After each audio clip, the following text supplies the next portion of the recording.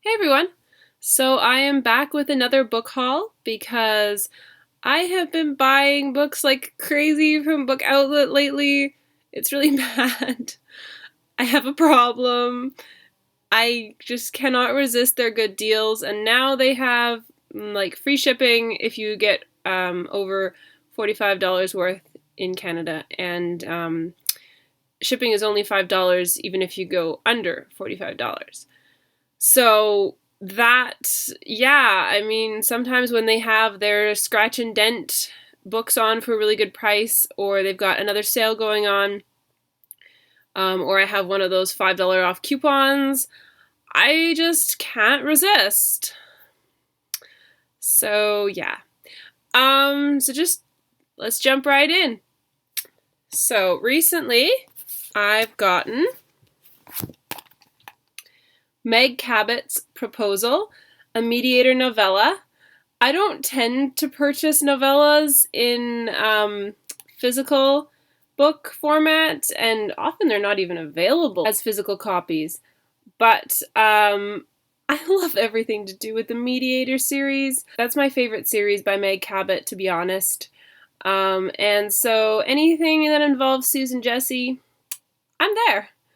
And this one looks like it's going to be a short, quick, hopefully cute read, and I will add it to my collection. And I have all of the books in the series, including the recent adult one that's a full novel that goes along with this called Remembrance. And next up we have Reluctantly Charmed by Ellie ONeal. I believe this one is sort of like a cute chick lit read set in Ireland. Oh no. Okay, maybe not chick lit. It looks like there's a fantasy element. Okay, so yeah, it's about Kate, who has just turned 26, and she receives a rather unusual invitation. And she discovers that she's the sole benefactor of her great-great-great-grand aunt's estate. But there's a catch, and so to inherit the estate, she has to publish a series of strange poems called The Seven Steps under her own name. And the poems are a passionate plea to reconnect with the long-forgotten fairies of Irish folklore. So, I feel like maybe there's a fantasy element? I can't tell. So I'm not sure if this one is pure chick lit, or it sounds like there's a fantasy element. But whatever it is, it's set in Ireland. It sounds cute. I've seen good things about it, I think, although I haven't seen a lot of buzz generally. And I'm up for that. Next up, Crimson Bound by Rosamund Hodge. I have read Cruel Beauty, and I was actually kind of surprised by how much I liked it, because I know that it got a lot of mixed reviews. And some people really didn't like it, and some people were crazy about it, and I was worried I was going to fall in the don't like it camp, but it worked for me. I am a sucker for a Beauty and the Beast retelling. It's probably my favorite fairy tale, and so yeah, I wanted to pick up her companion novel in that universe, and I think this one is a retelling of Little Red Riding Hood, that's right, yeah.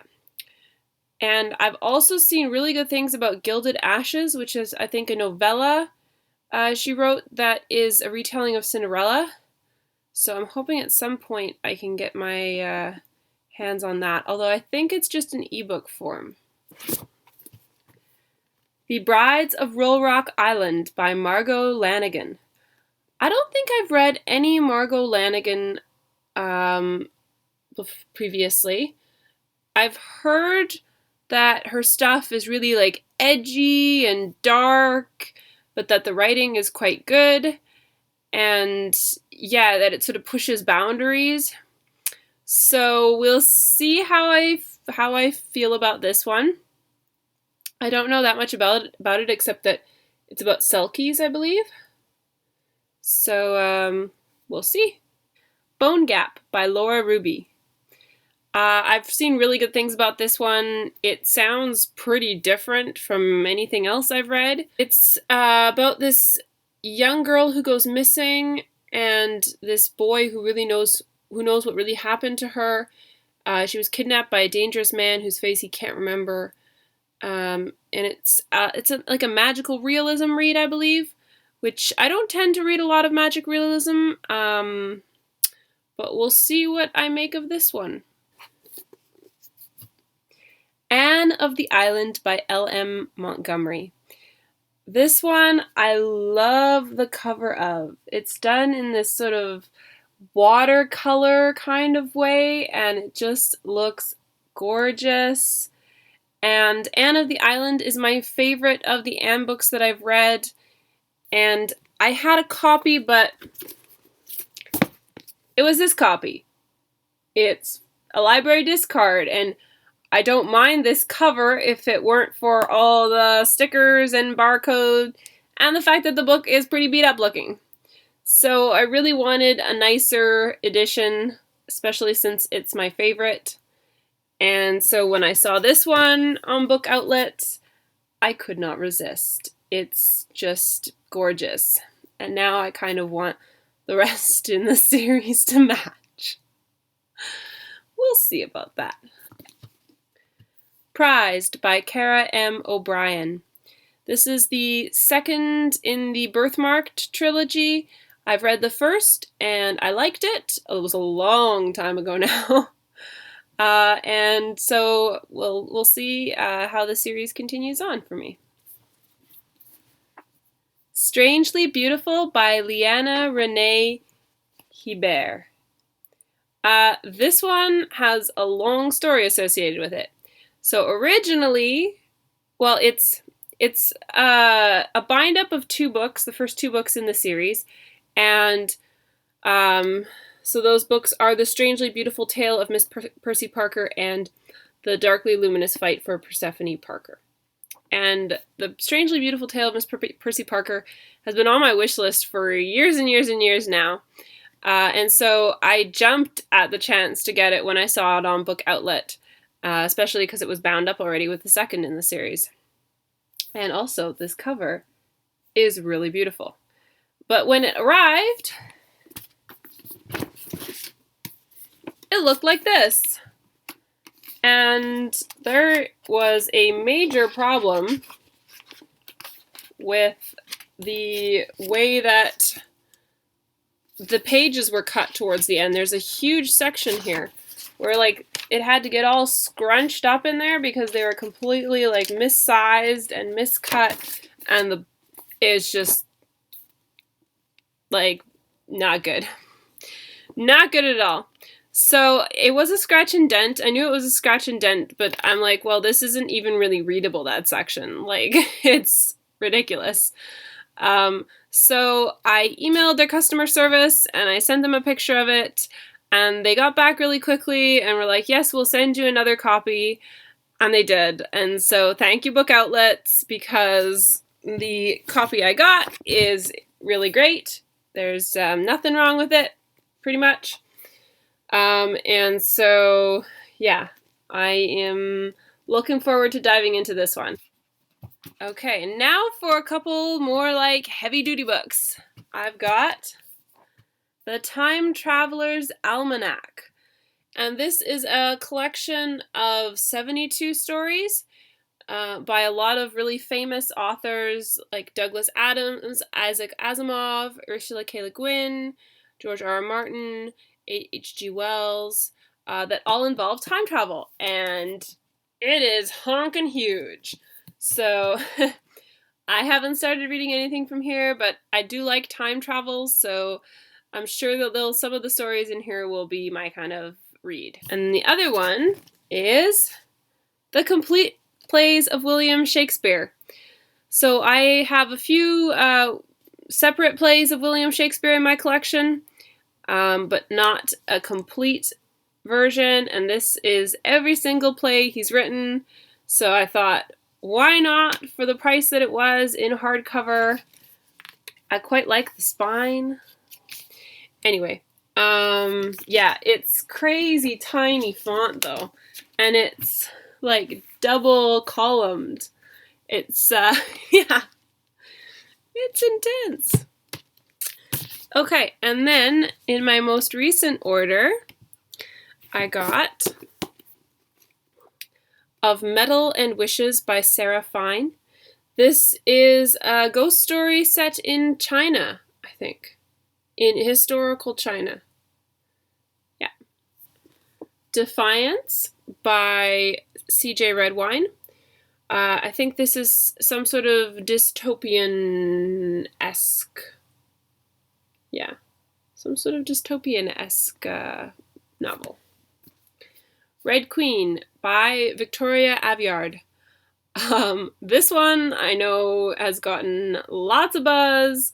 I know a whole bunch of people were really disappointed with it. A whole lot of other people raved about it. Don't know where I'm going to fall, but it was cheap enough that I was willing to pay a couple of dollars or whatever it was to find out. I do like the premise of it. This whole idea of two levels of society divided by blood, right? And the silver bloods have supernatural powers, and then the red bloods serve them. I think that can create an interesting society, and we'll see what she does with it. Prince of Shadows by Rachel Kane. I have started watching Still Star-Crossed, and so a kind of retelling of Romeo and Juliet sounded right up my alley. I haven't actually read the book Still Star-Crossed, so that's something else I need to do, but this one has gotten good reviews, and yeah, Romeo and Juliet was the very first Shakespearean play that I studied in grade 8, so I kind of have a soft spot in my heart for it. I know a lot of people kind of poo-poo it and say like, oh, you know, they were 14, they were infatuated, it wasn't true love, you know, they were so overdramatic and angsty teens, but I do like the writing in it. I do like a lot of the lines, and yeah, I have a bit of a soft spot for it, so I want to see what she does with it in this retelling. And this one focuses on Benvolio and Rosaline. So it's not really a retelling exactly of Romeo and Juliet, but it focuses on a couple of the minor characters in the play. The Secret Diary of Lizzie Bennet by Bernie Sue and Kate Roderick. So, along with pretty much everybody else who loves Austen, I watched the web series however many years ago now that was a modern retelling of Pride and Prejudice. So I pretty much had to pick this up because I love everything Pride and Prejudice, and it looks like people enjoyed this one. And last, but certainly not least, Sold for Endless Roux by Madeline E. Robbins, and this is a Rapunzel retelling, and I love my fairy tale retellings. I also really like this cover. It looks like it's set in Italy and covers 3 generations of women. It sounds a little bit like Bitter Greens by Kate Forsyth, or like one of the storylines, but we'll see. And so that is it for my haul for, I guess, the last month or two. Yeah, I just have been going kind of crazy with the book outlet hauls. And I'll probably be doing an unhaul in the near future because I've been stockpiling books that I want to remove from my collection and donate because I don't have enough room on my shelves for all these new books coming in, and there are some books in my collection that I don't need hanging around anymore, so they can go to better homes. Alright, so let me know what you think of the books that I've received recently, if you've read any of them or you want to read them. Bye!